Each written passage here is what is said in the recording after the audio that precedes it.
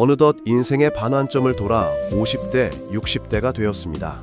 아침에 눈을 뜨면 습관처럼 머릿속을 맴도는 생각이 있으신가요? 건강에 대한 걱정, 자식에 대한 안부, 그리고 그 모든 것의 바탕에 깔려 있는 가장 무거운 질문, 바로 돈, 그리고 노후 자금에 대한 걱정일 것입니다. 우리는 늘 불안합니다.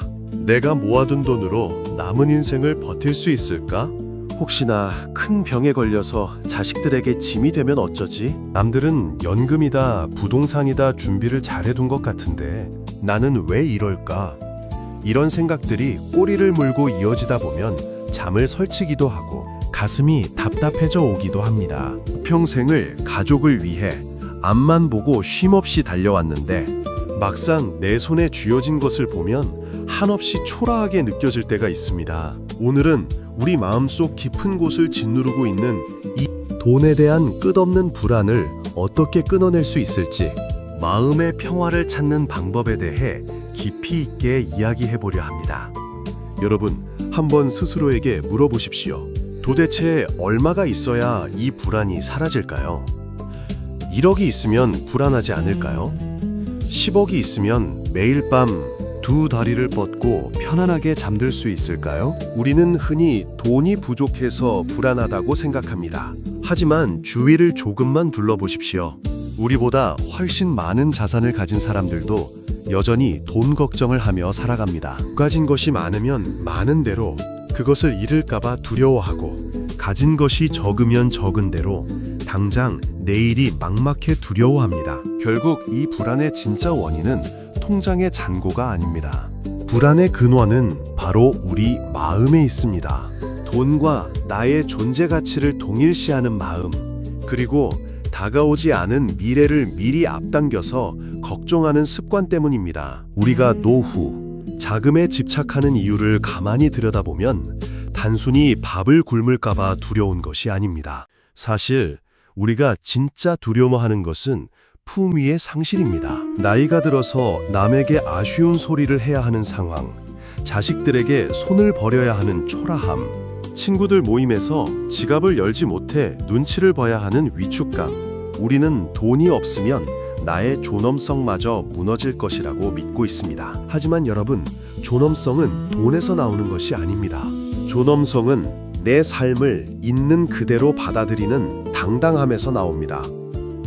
비록 화려한 옷을 입지 못하고 비싼 음식을 먹지 못하더라도 내 삶에 대한 자부심과 평온한 마음이 있다면 그 누구도 우리를 함부로 대할 수 없습니다. 첫 번째, 이 불안에서 벗어나기 위한 첫 번째 걸음은 바로 남과의 비교를 멈추는 것입니다. 동창 모임에 다녀오면 유독 마음이 우울해지는 날이 있습니다. 누구는 자식이 용돈을 얼마 줬다더라. 누구는 노후에 해외여행을 다니며 여유롭게 산다더라. 이런 이야기들을 듣다 보면 평온했던 내 마음에 파도가 일기 시작합니다. 그런데 여러분, 남들이 보여주는 삶은 가장 화려한 무대 위의 모습일 뿐입니다. 무대 뒤에서 그들이 겪고 있는 외로움, 건강의 고통, 가족 간의 불화는 우리 눈에 보이지 않습니다. 내 삶의 기준을 남의 무대 위에 두지 마십시오.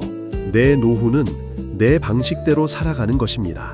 비싼 뷔페에 가지 못해도 동네 시장에서 산 제철 채소로 따뜻한 된장찌개를 끓여 먹으며 행복을 느낄 수 있다면 그것이 바로 성공한 노후입니다. 행복의 기준을 외부의 물질에서 찾으면 우리는 죽을 때까지 결코 만족할 수 없습니다. 행복의 기준을 내 안으로 가져오셔야 합니다. 두 번째로 우리가 해야 할 일은 아직 일어나지 않은 일에 대한 걱정을 내려놓는 것입니다. 노후 자금을 걱정하는 분들의 마음속에는 대부분 최악의 시나리오가 쓰여 있습니다. 갑자기 큰 병에 걸리면 어쩌지? 간병인이 필요한데 돈이 없으면 어쩌지? 물론 나이가 들면 병이 찾아올 확률이 높아집니다. 대비를 하는 것은 지혜로운 일입니다. 하지만 대비하는 것과 불안에 떠는 것은 완전히 다른 문제입니다. 할 수 있는 준비는 하되 그 이상의 것은 그때 가서 해결한다는 마음을 가져야 합니다.